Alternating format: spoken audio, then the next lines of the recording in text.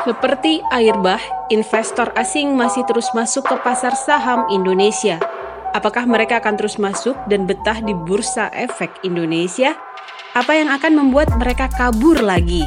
Apakah investor bisa langsung menabrak saja saham-saham blue chip yang sedang bullish? Berikut ini analisis dari Billy Budiman, Head of Equity Sukor Asset Management. Harusnya sih kalau udah nggak ada kasus COVID naik lagi ya, harusnya sih ini inflow-nya bakal sustain ya. Karena kemarin-kemarin udah pernah ada inflow gede, tapi habis itu COVID lagi, PPKM lagi, akhirnya mereka jualan lagi.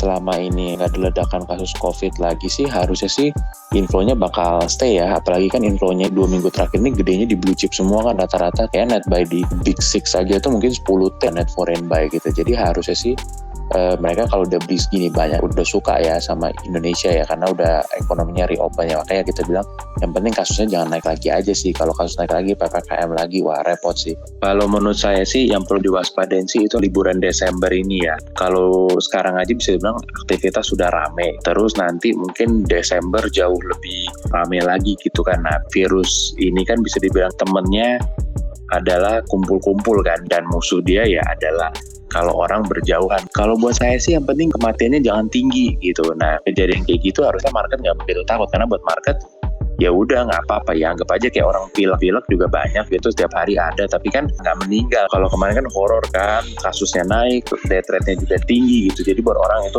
ngeri banget. Nah, tapi kalau death rate-nya nggak naik, kasusnya nambah misalnya kayak gitu pun, ya orang akan mikir berarti ini vaksin benar-benar bekerja, jadi harusnya sih aman kalau kayak gitu.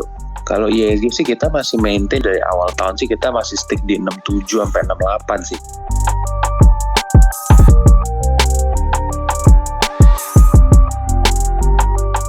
Buat saya sih di kondisi kayak sekarang sih masuk blue chip aja sebaiknya aman sih ya. Cuma memang ya harus tunggu momentum lah.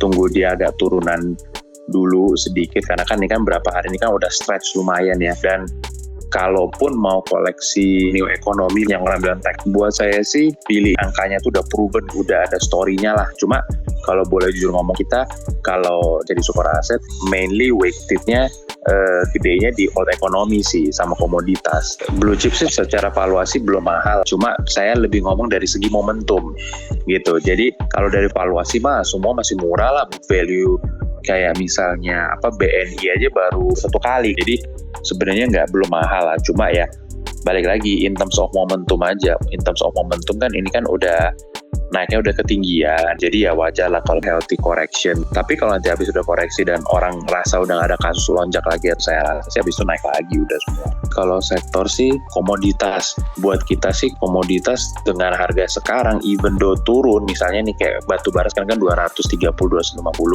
Kalaupun batu bara nanti koreksi 180 pun misalnya, itu pun masih oke. Kalau average selling price-nya bisa di atas 150 aja tuh semua emiten gold udah happy sih menurut kita. Sama juga CPO menurut kita juga bagus ya, karena harganya sekarang udah 5.000, masih murah lah valuation-nya. Jadi kita lebih ke blue chip sama komoditas. Rantainya sekarang call udah 250, udah bahkan lebih tinggi dari 2008, 2018, tapi kok harga saham call belum ngelewatin itu semua kan. Nah, jawabannya buat kita adalah karena semua orang masih question ini sustainable nggak nih gitu, apa cuma naik yang sebentar habis itu turun lagi. Bisa dibilang kan sekarang kan naik kan bukan demand-nya naik tinggi, lebih karena supply-nya kan nggak ada kan, jadi makanya harganya terbang. Nah, orang mau tahu nanti begitu supply udah balik nih, apalagi kan kayak sekarang nih China udah pumping coal-nya lebih banyak ya, orang mau tahu aja nanti ketika supply-nya udah reda turun sampai berapa gitu. Kalau ternyata misalnya coal balik ke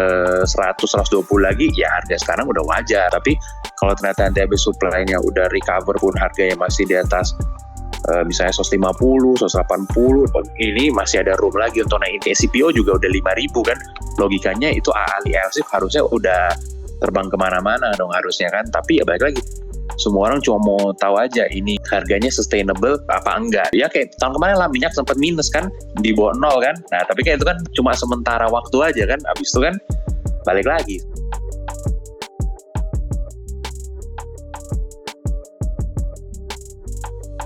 Balik lagi, in terms of momentum mereka pasti udah ketinggian ya, in terms of momentum gitu. Tapi saya lihat sih sektornya sih bakal oke sih. Karena maksudnya buat saya gini, kayaknya memang bener lah itu akan jadi tren selanjutnya gitu. Contoh kayak misalnya bank digital gitu. Nah ya itu pasti ada tren ke situ kan. Jadi buat saya sih gimana pun juga ya, bukan berarti kita tuh anti kepada tech ya. Cuma kita harus pilih-pilih aja sih tech mana yang benar-benar growth sama mana yang cuma cerita doang. Kalau buat saya sih ini kan juga hal yang baru buat kita di Indonesia kan. Buat saya sih minimal user growth-nya kenceng itu udah satu indikasi yang bagus sih. Dan juga satu lagi, selain user growth oke, harus didukung ekosistem yang terkenal juga. Buat saya itu penting sih. Jadi jangan sampai dia bikin tech company terus dia nggak punya ekosistem. Nah, kalau itu udah repot sih biasanya sih.